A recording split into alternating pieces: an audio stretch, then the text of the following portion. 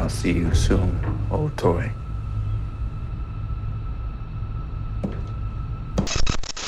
Salut et bienvenue sur Chronique Fantastique. On se retrouve aujourd'hui pour parler de l'épisode 6 d'Alieners qui s'intitule The Fly dans sa version originale, La Mouche en français. Comme d'habitude, on va tout débriefer, ce qui signifie que cette vidéo est full spoiler. Petit aparté avant de commencer, j'aimerais juste revenir sur un point par rapport à la vidéo précédente. Quelques personnes m'ont reproché de défendre coûte que coûte la vision des scénaristes de la série, ce n'est pourtant pas le cas. J'ai tenté d'expliquer ce qu'ils souhaitaient souligner à travers cette succession d'erreurs qui a conduit au crash du Maginot, ce qui ne m'a pas empêché de dire à plusieurs reprises que c'était amené de façon grossière. Cela étant dit, j'avoue que jusqu'ici je suis resté assez vague sur mon ressenti de la série, tout simplement parce que je ne voulais pas que ça interfère avec l'analyse. Mais c'est probablement une erreur de ma part, ça porte à confusion, alors à partir d'aujourd'hui, pour ceux que cela intéresse, je donnerai mon avis général en fin de vidéo. Voilà, je referme la parenthèse, on repart sur l'épisode 6. Le nom de cet épisode, La Mouche, fait bien évidemment référence à cette douce créature volante qui s'est nourrie d'Isaac. Mais j'imagine également que cela concerne Slightly qui, ça y est, devient officiellement le Monsieur Mouche de Moreau, notre capitaine Crochet. Je pense également que la mouche est en quelque sorte une analogie pour la plupart des personnages. Vous n'êtes pas sans savoir que la mouche est le stade adulte de cet insecte qui passe précédemment par différentes phases, l'œuf, la larve, la pupe. C'est un peu la même chose dans cet épisode pour plusieurs personnages qui évoluent jusqu'à franchir un point de non-retour. Certains prennent conscience de leurs conditions, d'autres nous confirment qu'ils suivent leur propre agenda. Et enfin, quelques-uns ont tenté de s'émanciper et ça s'est globalement mal passé pour eux. Tout ça sous l'œil bienveillant de bébé Xénomorphe qui durant tout l'épisode a également grandi pour quasiment atteindre sa forme adulte. Mais avant de parler créatures, commençons tout d'abord par nos enfants perdus. All children, except one, grow up. They soon know that they will grow up, and the way Wendy knew was this. One day, when she was 2 years old, she was playing in a garden. And she plucked another flower and ran with it to her mother. I suppose she must have looked rather delightful, for Mrs. Darling put her hand to her heart and cried, "Oh, why can't you remain like this forever?" Oui, je sais, moi aussi j'en ai ras-le-bol qu'ils nous lisent Peter Pan à chaque épisode. Cette fois-ci, les passages illustrent la façon dont les hybrides grandissent aux grandes dames de Prodigy. Tout d'abord, évacuons Smee et Curly, deux personnages peu exploités jusqu'ici. C'est un peu dommage pour Curly car la jalousie qu'elle entretient envers Wendy aurait pu représenter une sous-intrigue intéressante. Au lieu de cela, elle reste pour le moment en retrait. Alors peut-être que Smee et Curly auront un rôle à jouer dans la conclusion de cette saison. On peut par exemple imaginer que Smee aide son pote à cacher le corps d'Arthur. Dans tous les cas, leur évolution n'a pas eu lieu dans cet épisode, contrairement aux 4 autres enfants perdus. Et cela avait même commencé dès l'épisode 4 pour Nibs, dont les traumatismes de son passé avaient ressurgi suite à l'attaque de l'œil poulpe. Tous ceux qui espéraient un mystère seront déçus, puisque même si le symbole des traumas glissés sous le tapis reste fort, elle représente plutôt un levier scénaristique. En effet, son reboot, si je puis le qualifier ainsi, fait comprendre à Wendy les mauvaises intentions de Prodigy et sert de déclencheur à Arthur. Alors son arc ne va pas nécessairement cesser d'évoluer, on peut même imaginer qu'elle rechute, surtout après sa discussion avec Wendy. De son côté, Slightly a passé tout l'épisode à trouver un moyen d'obéir à Moreau et finit par y parvenir grâce à Arthur. Si quelque part il s'émancipe du joug de Prodigy, c'est pour mieux tomber dans les manigances de Moreau qui ne va certainement pas relâcher la pression et continuera à se servir de lui. À n'en pas douter, l'épreuve qu'il vit depuis quelques jours lui a déjà fait passer un cap. D'ailleurs, on ressent déjà le décalage de maturité lorsqu'il discute avec Smee. We're grown-ups now. Being grown-up sucks. Celle qui s'est pleinement émancipée durant cet épisode, c'est bien évidemment Wendy. En 1 heure, elle a mis les points sur les i avec son frère lors d'une discussion où l'on se demandait qui était l'enfant parmi les deux, jusqu'à ce que Joe lui apprenne la signification du consentement. Puis, Wendy a affronté sans trembler Dame Sylvia dans une altercation qui nous révèle que son tiraillement entre les côtés humains et synthétiques commence à pencher fortement vers la partie androïde. I don't want to be people anymore if this is what people are. D'un autre côté, elle souhaite qu'on l'appelle à nouveau Marcy, son prénom humain, mais il s'agit seulement à mon sens d'un moyen de reprendre le contrôle de sa vie. Alors, quels pourraient être les prochains moves de Wendy? On pourrait imaginer qu'elle cherche à devenir une androïde à part entière, tant elle est déçue par les êtres humains autour d'elle. Cela pourrait faire les affaires de l'inquiétant Kirsch, mais nous parlerons de lui un peu plus tard. Autre possibilité, elle pourrait se résoudre à suivre son frère dans une tentative d'évasion, sachant que je ne l'imagine pas partir en douce sans les autres enfants perdus.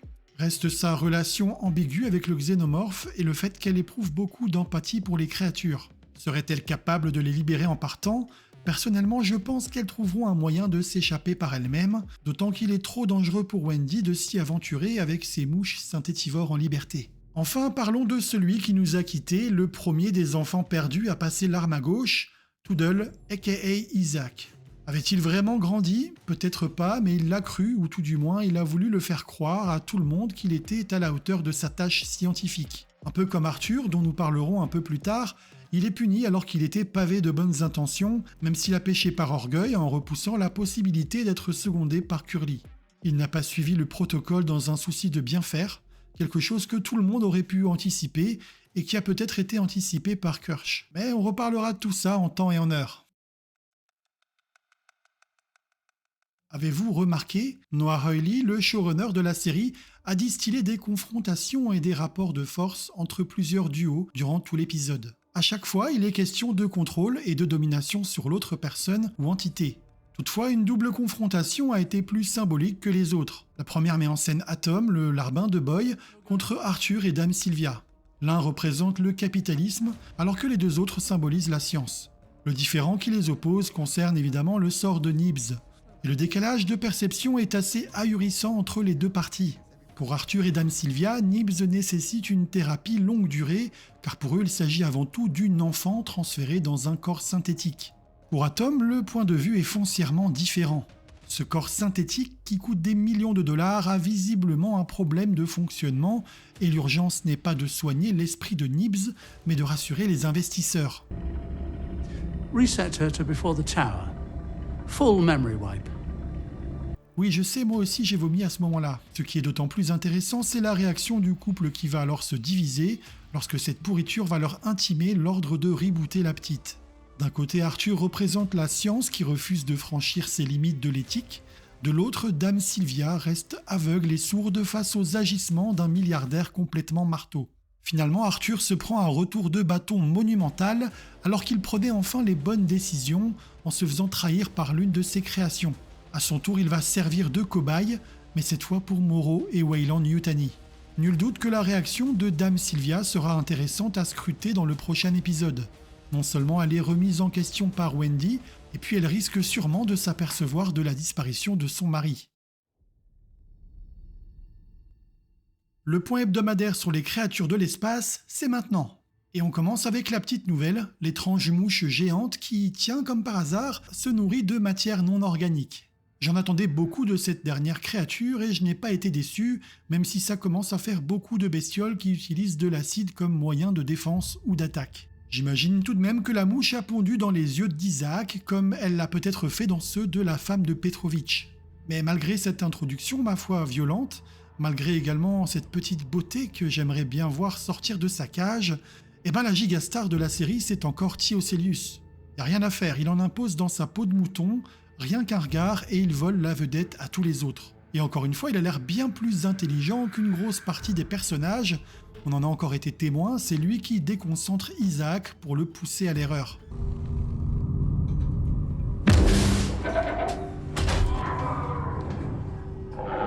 Ce qui conforte l'idée qu'il fit de même avec Shibuzo dans l'épisode précédent et non qu'il essayait de l'aider. Vu comment il en impose, je lui prédis un grand destin, peut-être en contrôlant Moreau. D'ailleurs, dans son dialogue avec Kirsch, on peut presque comprendre quelques sous-entendus. When the first eyeball pops. Mais pour ma part, je rêve qu'il s'engouffre dans le globe oculaire de l'autre crétin de Boy Cavalier. Notez-le, c'est écrit, le type qui pensait contrôler tout l'univers va finir contrôlé par une bestiole de l'espace. Nous en venons maintenant aux deux personnages les plus intéressants de cette série. Moreau et Kirsch gardent des atouts en main, ça ne fait aucun doute. Pour le premier, je m'avance peut-être un peu, mais à moins d'avoir piqué du nez au mauvais moment, il me semble que Moreau ne dit pas toute la vérité à Weyland-Yutani. Vu ce qu'il s'est passé dans l'épisode précédent, Yutani devrait en effet arriver les mains dans les poches lors de la rencontre avec Boy. Pourquoi ? Landing the ship in my kingdom? You're about to be the richest man in whatever cousin-marrying shithole valley you fuck cows in. Une telle preuve leur permettrait non seulement de récupérer leur bestiole, mais également potentiellement de couler leur rival. La seule raison valable serait que Moreau cache la responsabilité de Cavalier à Weyland-Yutani. Parce que, comme il l'avoue à Kirsch un peu plus tard, Your kids, with their shiny new bodies, I gotta get me one of those. et ça fait sûrement longtemps qu'il y songe, plus précisément lors de sa découverte du complot. De l'autre côté du spectre, nous avons Kirsch qui lui, pour le coup, n'a plus rien à nous cacher. Dans cet épisode, nous profitons à nouveau de sa condescendance de synthétique envers nous, pauvres mortels. That's like an onion asking how do I take care of a star. Et c'est bien ce dédain envers tout ce qui n'est pas synthétique qui me laisse penser qu'il n'est pas innocent dans la mort d'Isaac. Attention, je n'ai pas dit qu'il ait prémédité sa mort, quoi que ce soit possible après tout, mais on peut penser qu'il ait eu l'intention d'étudier les réactions d'un ou deux synthétiques face à un danger de mort. Ça expliquerait pourquoi le passe-plat de la mouche géante est défectueux, comme par hasard le seul animal qui se nourrit à 100% de matière synthétique. Sans compter que Kirsch, comme d'habitude, voit absolument tout ce qui se passe dans les couloirs et le labo. S'il a pu assister à l'attaque du facehugger envers Arthur, on peut légitimement penser qu'il a été témoin de l'incident d'Isaac. Pourtant, il ne dit rien et semble même afficher un regard satisfait lorsqu'il répond à Boy Cavalier. Il reste évidemment la possibilité que les scénaristes soient de gros feignants et que tout cela ne soit qu'une succession d'erreurs et de réactions débiles. Mais là, si c'est le cas, vraiment là, ce serait pour moi la goutte d'eau. Je pense donc encore naïvement que Kirsch a quelque chose à voir avec tout ça, pour une raison que résume très bien Moreau. What's it like working for a company that's made you obsolete? Comme il le souligne, les hybrides sont potentiellement bien supérieurs aux anciens synthétiques. Et ça, je pense que Kirsch ne le laissera pas passer, d'autant que de son côté, il trouve certainement les hybrides encore beaucoup trop humains, sauf peut-être Wendy. Reste à savoir jusqu'où est-il prêt à aller dans sa démarche. La meilleure solution serait peut-être de ne rien faire et de regarder Moreau faire le sale boulot, d'autant qu'il possède peut-être des restrictions pour ne pas se retourner contre Boy Cavalier. Comme promis, je vous livre mon avis sur cet épisode 6. Je ne sais pas si vous serez nombreux à en tenir compte, je verrai bien dans les stats. Mais enfin, comme je vous l'ai dit en introduction, je ne veux pas qu'il y ait d'incompréhension. Tenter de décrypter le point de vue des scénaristes ne signifie pas l'adopter, et ce n'est pas parce que leur intention est louable qu'ils choisissent la meilleure manière pour l'exprimer. À ce titre, je trouve cet épisode mieux écrit que le précédent, qui restera probablement comme le pire de la saison jusqu'ici. Parmi les points forts, on peut évidemment mettre en avant l'intrigue autour de Kirsch, dont le mystère s'épaissit à chaque épisode. Et évidemment, c'est également crédible parce que Timothy Olyphant est un super acteur, on ne le répétera jamais assez.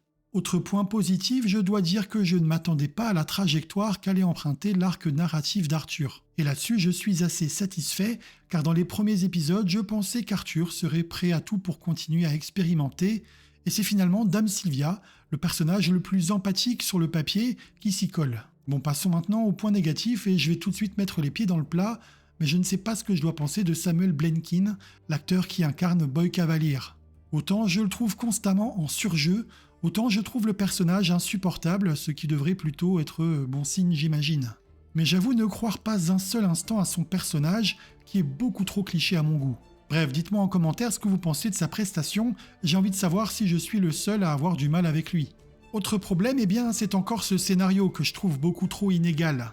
Autant sur le plan des thématiques, que les scénaristes Noah Hawley et Lisa Song souhaitent développer, je suis à 100% avec eux. Mais je crains que les choix scénaristiques douteux de l'épisode précédent ne desservent ceux de cette semaine. J'ai peur qu'une partie des spectateurs ne se disent que la mort d'Isaac est encore la faute à pas de chance et à un comportement débile, alors que l'on pourrait assister à un twist sympa. En tout cas, je l'espère. Et puis côté scénario, le diable est dans les détails. On a encore beaucoup d'expositions, notamment dans les scènes avec Joe, ce qui finit par rendre le personnage peu intéressant. I sent some of our cyborgs to get our monsters back. That's why we're here patrolling. Gotta be on alert. On nous annonce ensuite un état d'alerte sur Neverland, sauf qu'on ne le ressent pas du tout. Et si le but est d'empêcher le vol des créatures, pourquoi ne pas poster des gardes devant le labo ? Sans déconner, on rentre comme dans un moulin dans ce centre de recherche top secret. Et depuis quand une bouche d'aération est-elle aussi accessible dans un laboratoire biologique de haute sécurité? D'ailleurs, pourquoi Arthur a-t-il toujours accès à ces pièces alors qu'il a été viré depuis plusieurs heures? Bref, ce sont ces détails, et je suis sûr que j'en oublie, qui à mes yeux font défaut à la série et l'empêchent de tutoyer des niveaux plus élevés en termes de qualité. Ça ne veut pas dire que je ne l'apprécie pas, mais j'en attends beaucoup mieux, d'autant que c'est un programme écrit par Noah Hawley, les amis, le showrunner de Fargo et Légion, et pour l'instant, Alieners ne joue pas dans la même cour que ces deux séries. Celui-ci était ok, les 3 premiers étaient de bonne qualité, et le 4e et le 5e un peu moins bons. Voilà, je vais m'arrêter là pour aujourd'hui. Maintenant que vous connaissez mon avis, j'attends que vous me donniez le vôtre en commentaire. Si vous avez aimé cette vidéo, n'oubliez pas de la liker et de la partager. Abonnez-vous pour ne pas rater celle de la semaine prochaine. Il ne me reste plus qu'à vous dire à très vite sur Chronique Fantastique.